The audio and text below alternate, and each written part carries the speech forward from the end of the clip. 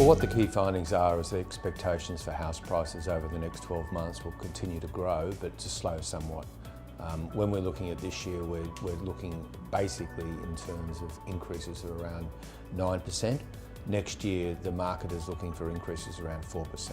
Sydney expectations slowed quite a lot. They're back to normal. They've been growing at around 12%, so that was a slight unexpected slowdown. And the other one that surprised me somewhat was that the market that people are now becoming most optimistic about is Queensland.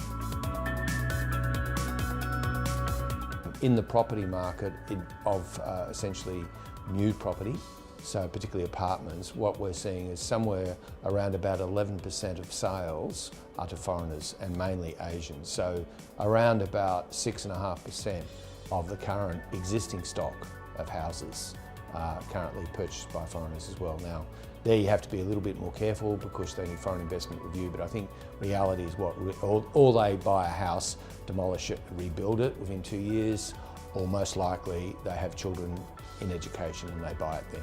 So these sort of foreign purchases are substantial and they do help underpin the market a little bit.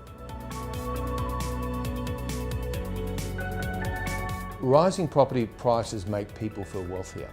And so what you typically find in that sort of environment is that people are more prepared to spend in consumption. And in fact, this is one of the ways that the Reserve Bank tries to get the economy going by cutting rates. It will, one, give you a liquidity effect, but it will also increase your share prices and increase your property prices. So they are more important in terms of the fundamentals.